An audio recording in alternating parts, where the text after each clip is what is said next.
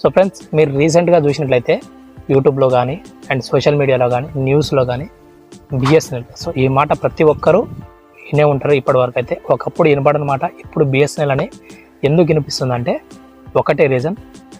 So మన ఇండియాలో ఉన్న చాలా వరకు పెద్ద పెద్ద కంపెనీలు, టెలికామ్ కంపెనీలు లైక్ జియో కావచ్చు, ఎయిర్టెల్ కావచ్చు, ఐడియా, వోడాఫోన్ ఐడియా కావచ్చు. సో వీళ్ళు ఏం చేశారంటే ఒక్కసారిగా వాళ్ళ యొక్క రీఛార్జ్ ప్లాన్స్ని పెంచేసారు అనమాట. సో ఫస్ట్ జియో పెంచింది అండ్ ఆ తర్వాత ఎయిర్టెల్ దాని వెనకంగా ఫాలో అయిపోయింది. ఈ రెండు పెంచుకున్నప్పుడు వోడాఫోన్ ఐడియా కూడా మళ్ళీ వాటి వెనకంగా రేట్లు అయితే పెంచడం జరిగింది.